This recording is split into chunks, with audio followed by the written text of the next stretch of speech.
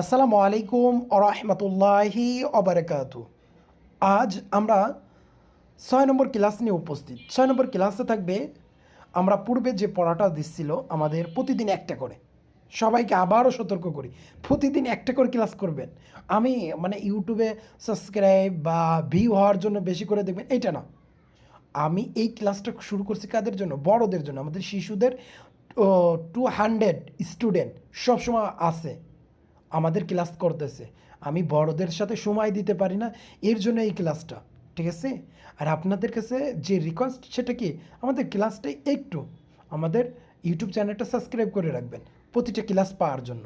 আরে কোরআনের ক্লাসে তো সাবস্ক্রাইব করতেছেন, খারাপ জায়গায় তো সাবস্ক্রাইব করতেছেন না। খারাপ জায়গায় সাবস্ক্রাইব করলে গুনাহ হবে, আর এইখানে সাবস্ক্রাইব করলে সওয়াব হবে।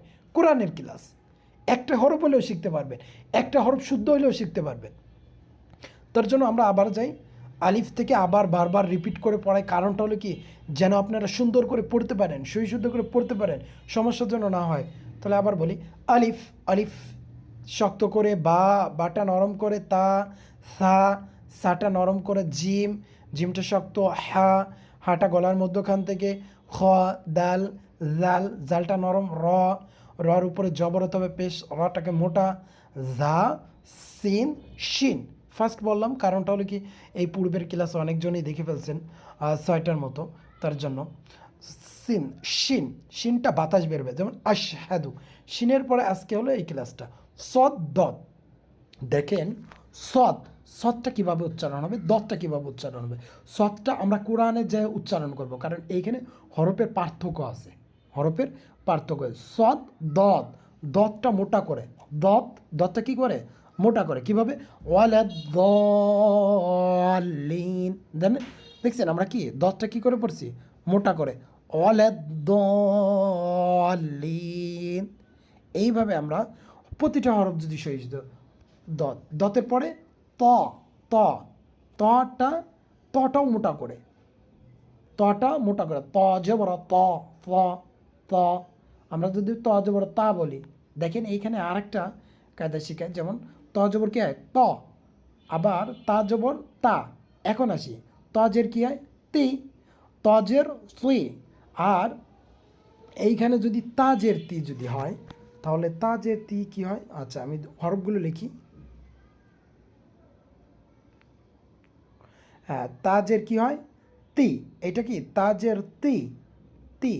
আচ্ছা, এইখানে কি হবে তাহলে, এই যে তজের তি, দুইটা কি একই রকম, এইভাবেই হলো কোরআন অশুদ্ধ হয়। আমরা জানি না কোন হরফ কীভাবে উচ্চারণ করতে হয়, তাহলে আমরা দুইটা কি বলছি, তাজের তি, এটা কি ত, তজের তুই আর তাজের তি, দুইটা কি এক উচ্চারণ। 29টি হরফ 29ভাবে উচ্চারণ না হলে তাহলে অশুদ্ধ। তাহলে আমরা বলি তজের তুই, তুই মোটা করে। এখন বুঝতে পারেন তজের কী হবে, তুই, তজের তুই, আর তাজের তি, তাজের তি। তাহলে দুইটা হরফ দুইভাবে উচ্চারণ করলাম।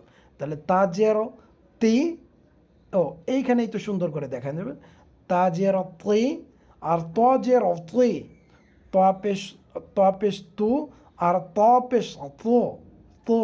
দেখছেন উচ্চারণ দুইটাই সেম, কিছুটা পার্থক্য, কিছুটা, এই কিছুটা পার্থক্যতেই অশুদ্ধ হয়, কিছুটা পার্থক্য কি থেকে কি অশুদ্ধ হয়। তাহলে আমরা ত জবর ত, তজের তুই, ত পেশ তু, ত তুই তু। আমরা উচ্চারণ শেখাবো আজকে, হরফগুলো নিয়ে প্র্যাকটিস করি। ত, তারপরে জ, ত জ। আর এই পর্যন্ত আজকে এই আমাদের ক্লাস 6 নম্বর ক্লাস। সবার কাছে রিকোয়েস্ট, আমাদের এই ক্লাসে যদি ভালো লাগে, আপনাদের যদি উপকার হয়, তাহলে প্লিজ একটা সাবস্ক্রাইব করে রাখবেন, সাবস্ক্রাইব করে রাখবেন। আপনাদের উপকার, একটা হরফ তো শিখলেন, শেখার পরে কি একটা সাবস্ক্রাইব করে রাখলেন, কোরআনটা শুদ্ধ হলো এবং কোরআনের ক্লাসের সাথে অ্যাড থাকলেন। আল্লাহ তালা আমাদের এই কোরআনের ক্লাসের সাথে থাকার ওসিলায় আল্লাহ তালা আমাদের জান্নাত দাখিল করুক, আমিন।